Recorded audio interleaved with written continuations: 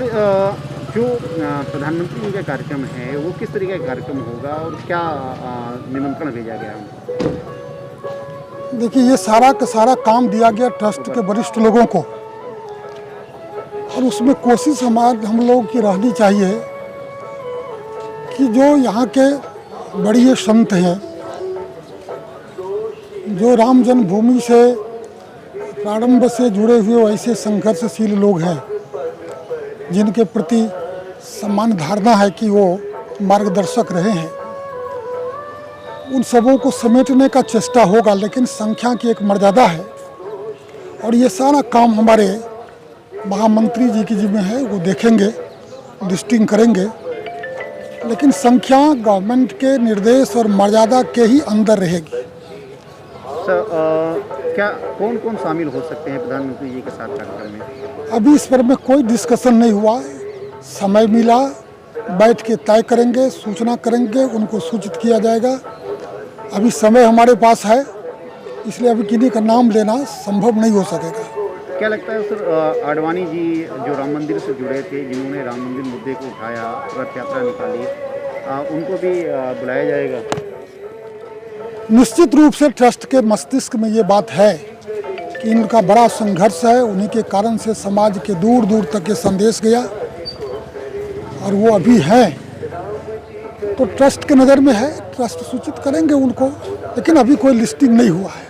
आपकी नज़र में सर वो कौन बड़े नाम हो सकते हैं जिनको आना चाहिए, जिनको बुलाना चाहिए? देखिए, हमारे नज़र में वो सभी बड़े नाम हैं जिन्होंने राम जन्मभूमि के लिए संघर्ष किया, लेकिन सब भावनाओं के आधार पर होगा नहीं।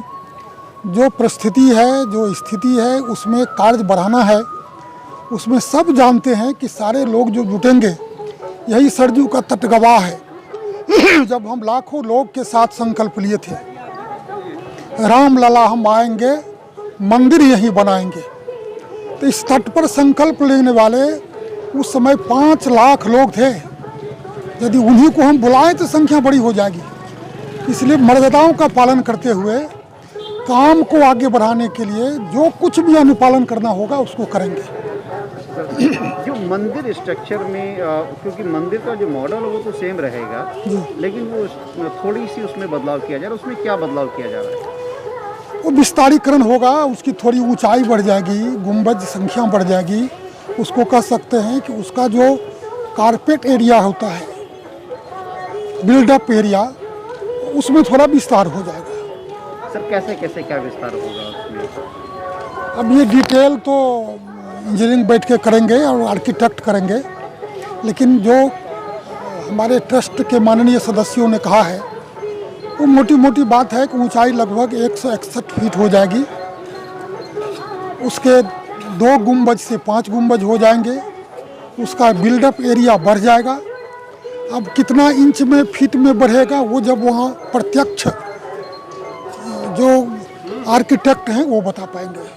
सर जो मृदा परीक्षण होता है, जो मिट्टी की परीक्षण होती है, तो उसका लेवल क्या रहा है? क्योंकि इतना बड़ा स्ट्रक्चर, अगर भारी स्ट्रक्चर रहेगा, वो खड़ा रहेगा, तो उसको कैसे किया गया था? तो कैसे निर्णय लिया जाए? इस लंबे काल में जो एक्सपर्ट हैं, भूमि का परीक्षण करा करके, सॉइल टेस्टिंग वगैरह सब करवा करके ही निर्णय लिया गया है। जितना लोड संभव देना है, उसी लोड के आधार पर में मंदिर की ऊंचाई और विस्तारीकरण हो रहा है। कितना हर्ष का विषय है सर कि अब राम मंदिर निर्माण का काम शुरू होने वाला है। यह तो धन सौभाग्य हमारा है, इस घड़ी हेत तनुधारा है।